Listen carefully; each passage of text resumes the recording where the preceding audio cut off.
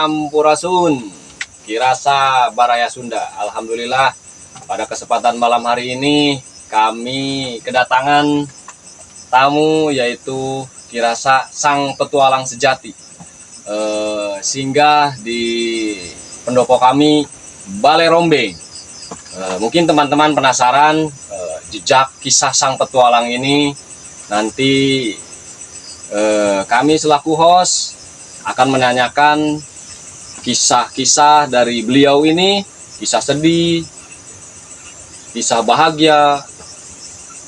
Nanti beliau yang menerangkan lebih lanjut. Untuk itu kepada beliau, Kirasa Baraya Sunda, dipersilakan Ki. Assalamualaikum warahmatullahi wabarakatuh. Hai sahabat Kirasa Baraya Sunda yang saya hormati dimanapun berada, khususnya Jawa Barat, Karawang, umumnya di seluruh Indonesia ya, yang pernah Kirasa singgahi di seluruh Indonesia ini ya. Bismillahirrahmanirrahim. Alhamdulillahirabbil alamin wa bihi nasta'in wa ala umuri dunya waddin wa ala alihi washabihi ajmain, amma ba'du. Sebelumnya Kirasa akan menyapa kepada sedulur-sedulur yang ada di Jawa Barat, khususnya umumnya di seluruh Indonesia.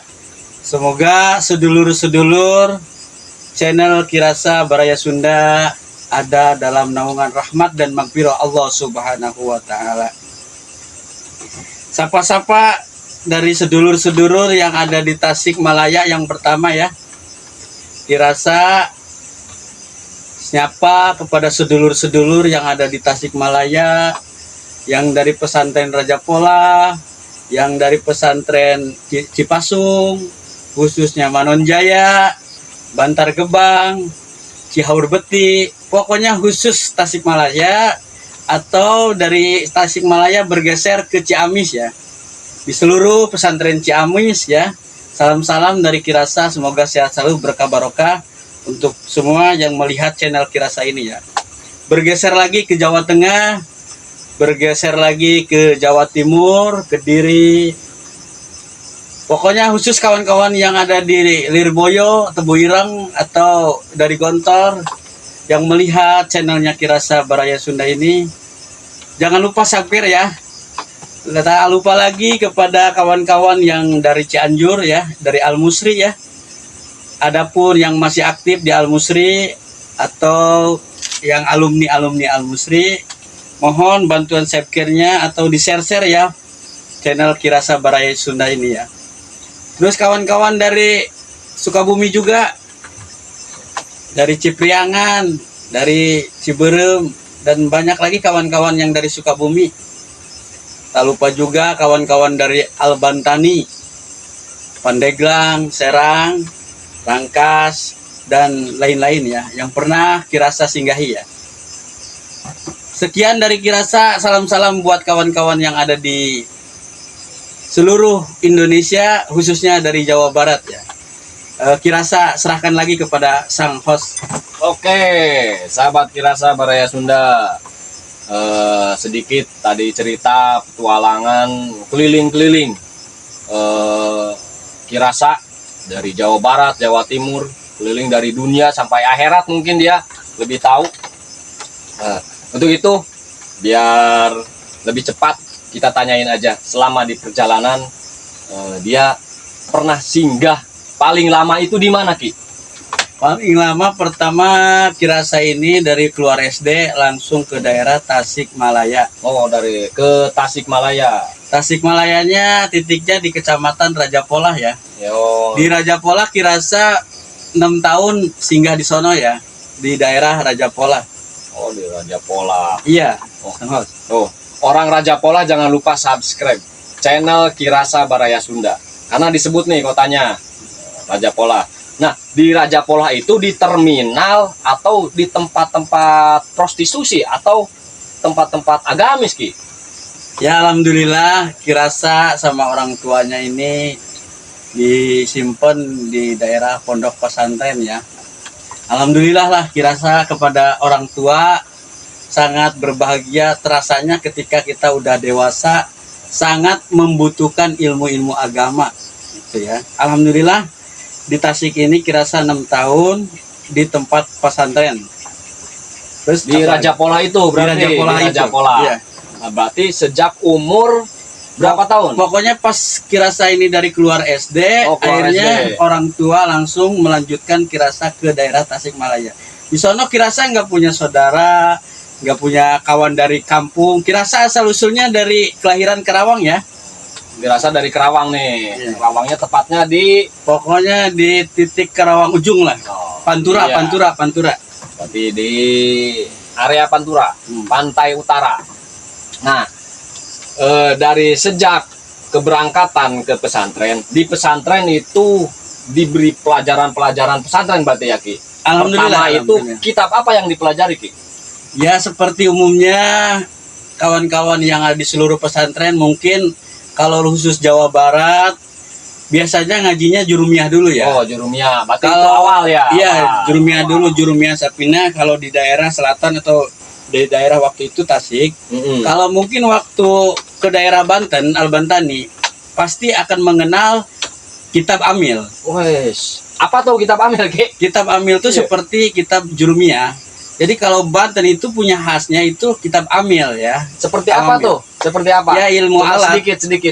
Yang menerangkan ilmu alat. Oh, ilmu gitu. alat. Kalau ke daerah selatan atau Jawa Barat kebanyakan Jurumiyah langsung itu. Jadi khasnya Amil itu, kitab Amil itu dari Al-Bantani.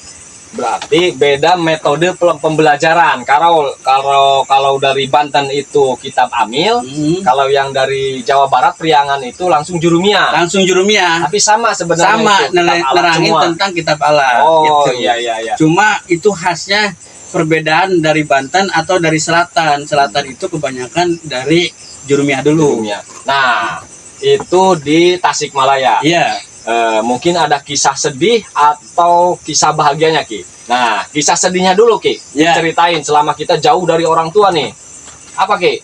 Kisah sedihnya itu mungkin anak-anak pesantren pasti memahami lah kisah sedih itu ketika orang tua yang lain atau kawan kita datang orang tuanya, mungkin orang tua kita belum datang, kita pasti sedih ngelihat orang tua kawan itu datang.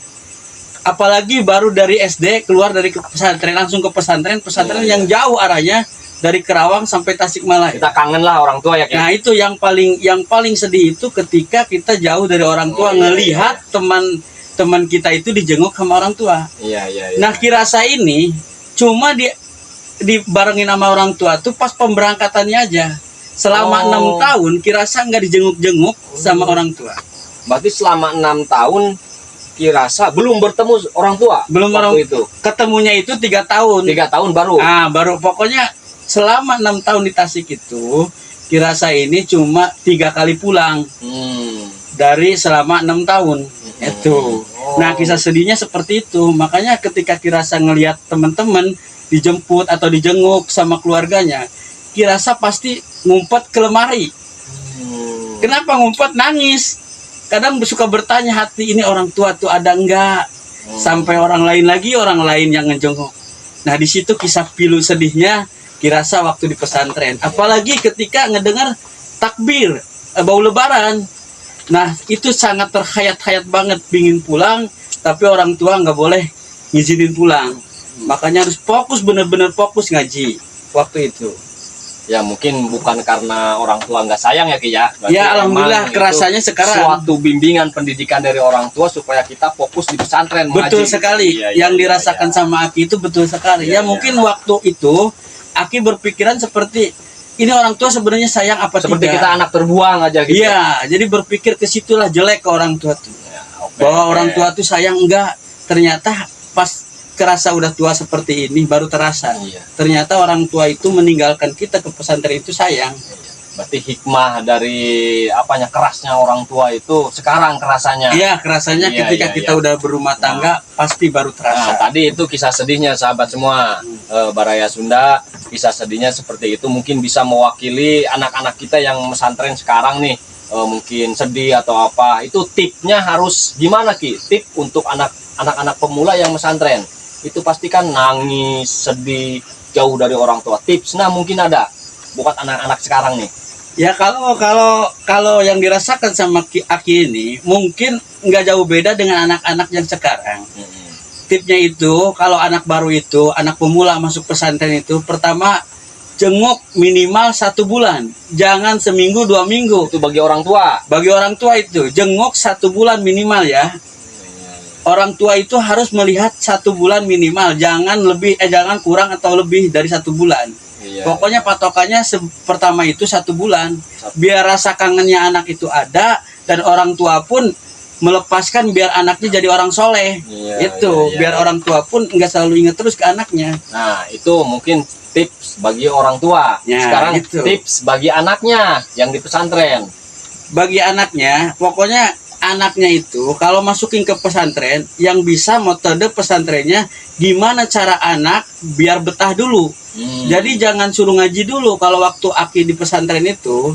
Jadi alhamdulillah pengurusnya ini, dia itu anak baru itu 1 bulan atau 2 bulan namanya, dia diajak jalan-jalan dulu ke gunung atau ke air terjun. Berarti main-main dulu aja. Main-main dulu aja. Jadi jangan langsung datang langsung suruh ngaji. Apalagi di kampungnya dia udah sering main kemana-mana ya.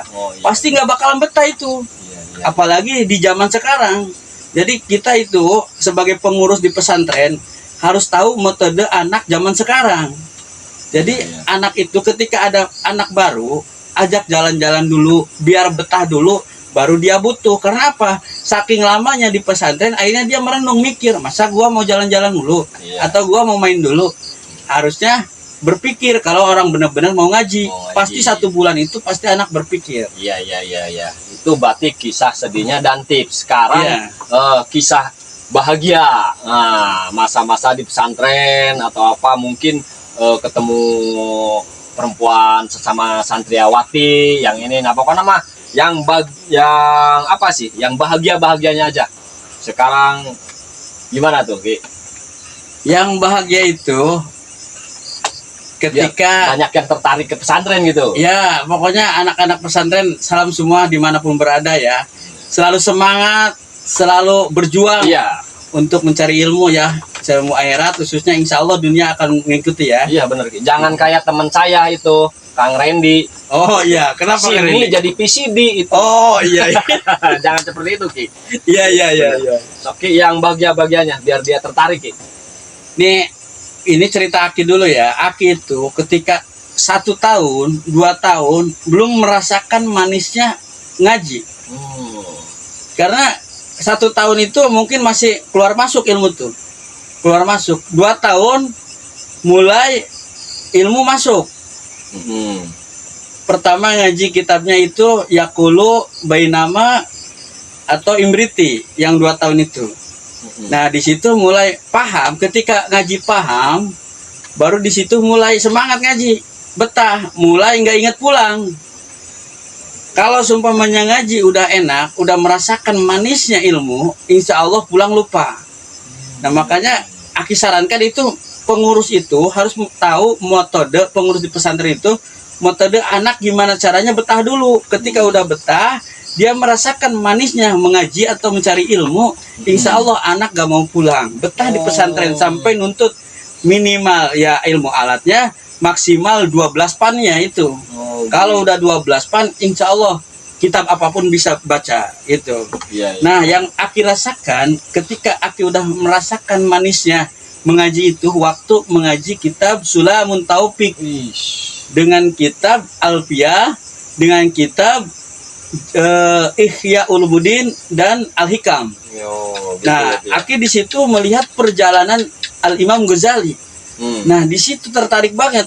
Mulai pertama manisnya mencari ilmu itu melihat kisah perjalanannya Al-Imam Ghazali. Terinspirasi gitu. Itu mungkin ada salah satu keterangan dari Imam Ghazali tersebut. Apa Ki yang menjadi inspirasi Aki? Mungkin apa ya? Keterangan dari Imam Ghazali itu apa sih gitu? Yang Aki bikin tertarik itu Imam Ghazali ilmu apapun dia dijalankan. Dari pertama ilmu hikmah, terus ilmu falakiyah, ilmu apa aja sampai terakhir jadi ilmu ma'rifat. Iya. Nah, di situ Aki tertarik ujung-ujungnya kepada ilmu ma'rifat, mengenal tentang diri dan mengenal tentang Allah Subhanahu wa iya, taala. berarti ma'rifatullah, mengenal tentang ketuhanan itu ya, Ki, ya? Ketuhanan Iya. itu pokoknya sangat senang lah ngelihat perjalanan Imam Ghazali. Pertamanya dari kitab Sulamun Taufik tuh. Terus Ki, untuk apa sih merasakan manisnya kita mengaji, itu manis kata Ki kayak gitu. Kalau saya mah kan ke pesantren, mungkin manisnya itu bukan karena mengaji, karena melihat para santriawati itu, Ki. Iya, ya gak Nah, apa-apa itu Aki penting kan, betah kan dulu. keren nih, keren. Ini unik juga nih, sahabat. Aki ini unik. Jadi bisa merasakan manisnya mengaji, beda sama saya. Itu manisnya seperti apa sih, Ki? Sehingga kita apa lupa sama perempuan, lupa atau sehingga manis, kok bisa manis gitu? Iya, sampai-sampai kan dulu zaman Aki itu nggak ada WA atau SMS. Zaman Aki itu dulu surat-suratan, itu kan. Jadi kalau cowoknya yang suka berarti cowok yang nyuratin tuh. Kalau seumpamanya ceweknya yang suka ya ceweknya yang nyuratin. Nah, alhamdulillah waktu Aki itu jadi ada 2 cewek yang sering nyuratin Aki. Akhirnya Aki nggak hiraukan karena yaitu saking manisnya ngaji nggak mau diganggu. Karena waktu itu Aki kejar-kejarannya sama anak kiai. Anak kiai ketalar jurumnya, Aki harus imriti. Anak kiai udah nyampe imriti, Aki harus yakulu. Jadi kita berlomba-lomba lah. Berlomba-lomba karena emang dikasih semangat itu bukan sama orang tua sendiri, karena orang tua sendiri tuh nggak pernah ngelihat, ngejenguk. Dikasih semangatnya itu sama kiai. Nih, Akang punya BAS. Kamu mau nggak sarung BAS, katanya. Kalau kamu mau, kejar tuh anak Akang, dia udah ketala Alfiah. Kamu harus lebih dari Alfiah. Nah, di situ fokus, bener-bener ngaji fokus gitu sampai pulang pun lupa gitu. Berarti dari Akang tersebut atau guru ngaji tersebut ada iming-iming penyemangat Ya, sarung BHS mungkin itu. termasuknya itu juga ada penyemangatnya. Soalnya kalau santri pakai sarung BHS tuh kayaknya gaya banget gitu, gagah. Gitu. Pasti kalau pesantren anak-anak santri pasti pakai sarung BAS itu ngerasain lah seperti Aki, gimana gagahnya pakai sarung BAS tuh. Gitu. Berarti itu sahabat itu dari pesantren yang di Tasikmalaya itu ya. Tasikmalaya. Tadi kita pernah ngobrol-ngobrol nih ke Aki tersebut. Kenapa kok dia bisa keluar dari pesantren tersebut? Nah, kita tanyain ya sahabat-sahabatnya. Saya juga penasaran. Itu sebabnya apa, Ki? Kok selama 6 tahun kok mungkin kalau di pesantren 6 tahun belum cukup mungkin ya kalau seorang yang tadi katanya manis mengaji nih, tapi kenapa ditinggalin nih manisnya itu? Ada apa nih, Ki? Sebenarnya Aki tuh pinginnya di satu pesantren itu 12 tahun. 12 tahun. Karena pingin ngejar tafsir Jalalain. Jadi tafsir Jalalain itu tamatnya 12 tahun. Jadi harus karena waktu itu ngaji kitab tafsir Jalalain itu per satu malam itu paling banyak 5 ayat. Karena dijelasin alatnya apa, tajwidnya apa, dan termasuk asbabul nujumnya. Kenapa ini turunnya ayat? Nah, diterangkan. Makanya perlu banget ketika kita mengeluarkan hadis atau dalil ini kenapa dikeluarkan waktu ada kejadian apa? Allah menurunkan Al-Quran ini atau ayat-ayat ini. Nah, kalau di tafsir Jalalain waktu itu diterangkan. Jadi beresnya itu ngajinya itu sampai 12 tahun baru selesai dari satu tafsir ya. Sedangkan tafsir ada tafsir Ibnu Jalil dan sebagainya lah. Tafsir banyak. Dan Aki waktu itu fokus tafsir Jalalain. Tafsir Jalalain. Berarti kalau kita mengkaji atau mengaji tafsir Jalalain satu ayat aja banyak keterangannya. Jadi kita harus tahu apa sih tajwidnya, alatnya termasuk asbabun nujum itu. Biar kita kalau ada permasalahan di masyarakat tahu, ini keterangan dari Qur'annya gini. Gitu ya, Ki. Itu untuk mengkaji tafsir Jalalain aja harus 12 tahun itu, sahabat. Itu satu tafsir ya. Sedangkan tafsir banyak gitu. Nah, ini kok 6 tahun ya di Tasik. Kok berarti nggak dikaji itu tafsir Jalalain? Akhirnya Aki nggak sampai selesai. Kenapa itu, Ki? Kenapa nih? Kalau boleh jujur ya, Aki jujur-jujuran di sini kayak di Balai Rombeng ini. Sahabat Kirasa Baraya Sunda, tadi cerita perjalanan Kirasa yang di pesantren Tasik nih. Tapi ini belum terungkap. kejadian kenapa dia bisa keluar dari pesantren tersebut. Karena tadi target 12 tahun kok 6 tahun dia udah keluar. Ini ada apa nih? Kita tanyakan lagi ya. Ki, kenapa nih? Kan tadi target 12 tahun. Tapi baru 6 tahun Aki udah keluar. Itu pasti ada asbabnya ini. Apa tuh, Ki? Ya dikarenakan Aki lagi semangat waktu itu ngaji. Jadi ada orang yang menjodohkan waktu itu. Aki lagi karena cewek nih. Ya mungkin itu. Cewek, sahabat nih. Kalau sahabat-sahabat santri yang masih berjalan di pesantren, kalau fokus ngaji bener-bener pasti merasakan manisnya ngaji. Insya Allah siapapun yang mengganggu, mau perempuan atau mau mengajak kerja, pasti fokus, pasti ditolak gitu. Iya. Nah, karena kan Aki waktu itu memaksakan mungkin ya, yang orang yang menjodohkannya itu mungkin memaksakan gitu. Ya akhirnya Aki merasa terganggu itu. Akhirnya gimana caranya Aki biar enggak lagi diketemu sama orang yang menjodohkan itu. Oh iya. Nah, Aki tuh gimana caranya sampai mikir sehabis sholat subuh waktu itu orang-orang masih wiridan, Aki keluar, akhirnya buntelan atuh. Aki ngebuntel ya, buntel baju sampai Aki kabur dari pesantren gitu. Oke, sahabat semua, jadi karena cewek orang yang ingin merasakan nikmatnya mengaji karena cewek nih, karena dia diteruskan mengajinya, sehingga itu awal petualangan Aki awal. Ya, awal mula dari jadi, pertama keluar kabur sampai di Tasik masih nyaman ngaji, akhirnya ada gejalanya itu perjodohan. Aki kabur dari pesantren. Akhirnya kabur Aki dari pesantren. Nah, berarti itu awal Aki berpetualang selama 3 tahun. Selama 6 tahun. Oh, selama 6 tahun. Selama 6 tahun. Kan kalau di Tasik 6 tahun itu enggak cuman ngaji ya. Ngaji, fokus ngaji waktu itu. Dunia luar Aki belum paham ya, belum tahu. Makanya nggak mau keluar. Iya. Jadi kepada seluruh santri kalau pingin betah atau seumpamanya merasakan manisnya ngaji, fokus di pesantren. Terus tip dari Aki itu rajin puasa. Insya Allah kalau di waktu di pesantren rajin puasa, apapun kitabnya pasti bisa ngaji. Jadi tips kita biar bisa menyerap ilmu dari pesantren itu salah satunya puasa. Karena gampang masuk ilmu itu. Jadi kita seumpamanya ada niat nih mau menghafal. Kalau di Tasik metodenya itu bagus. Bagusnya kenapa? Jadi orang belum paham iklamnya atau isi artinya itu, jadi penghafalan dulu lapannya. Jadi pertama itu menghafal lapannya dulu, seumpamanya jurumnya al-kalamu walabdu al-murakabu al-mufidu bil wadi dan sebagainya. Atau alfiyah, kalamnya dulu aja, bet-betnya dulu aja, qala Muhammadun huwa abdul maliki dan seterusnya. Itu. Nah, baru kalau ketika seumpamanya 1 tahun, 2 tahun kan di sana ada kelas-kelasnya. Itu. Jadi insya Allah kesononya bakal apal artinya. Karena tadi kewajiban manusia terhadap Al-Quran itu, pertama ikro. Ikro itu artinya baca. Kedua iklam. Iklam itu artinya ketahuilah isi yang kita baca itu. Ketiga itu if'al, kerjakan apa yang kita udah ketahukan. Oh iya. Berarti ada 3 metode kita harus berpegang teguh kepada Al-Quran itu. Salah satunya berarti ikro baca, iklam. Kedua iklam, ketahui isi Al-Quran. Ketiga if'al itu kerjakanlah isi Al-Quran. Iya. Berarti jangan cuma baca doang nih, sahabat semua. Iya, jangan sampai kita punya Al-Quran sampai tahun-tahun ditaruh di atas lemari aja.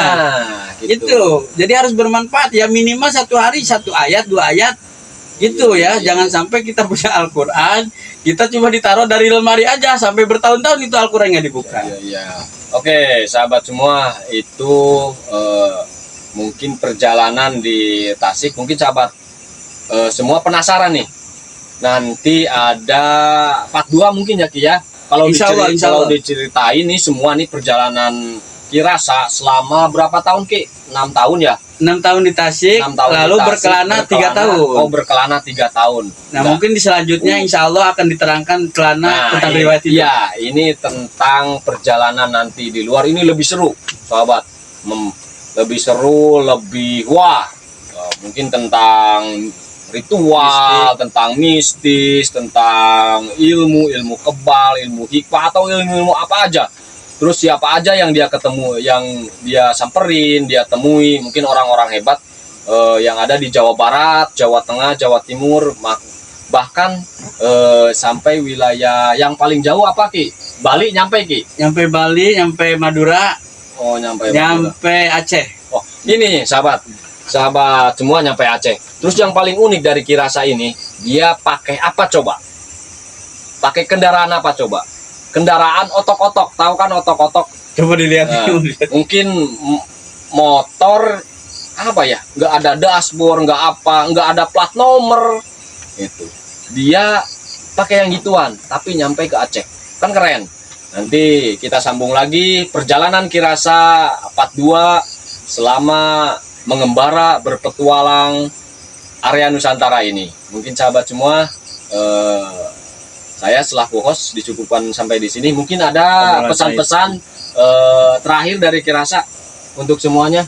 Silakan Ki. Ya sahabat Kirasa Baraya Sunda, khususnya Jawa Barat ya, umumnya di seluruh Nusantara atau Indonesia, NKRI ini, tip dari Aki, pokoknya menjalankan hidup ini selalu semangat, sabar, dan bersyukur. Kuncinya 3, semangat, sabar, dan bersyukur. Insya Allah bakal bisa melanjutkan sampai umur yang ditentukan oleh Allah Subhanahu wa Ta'ala. Cukup sekian dari Kirasa Baraya Sunda. Oke Ki. Sahabat semua, apa tadi kata-kata malam hari ini, yaitu dari Kirasa, sabar, nanti Ki, semangat, sabar, bersyukur, dan bersyukur. Itulah moto hidup dari Kirasa. Dari saya selaku host Kang Is, assalamualaikum warahmatullahi wabarakatuh. Sampurasun. Sampurasun.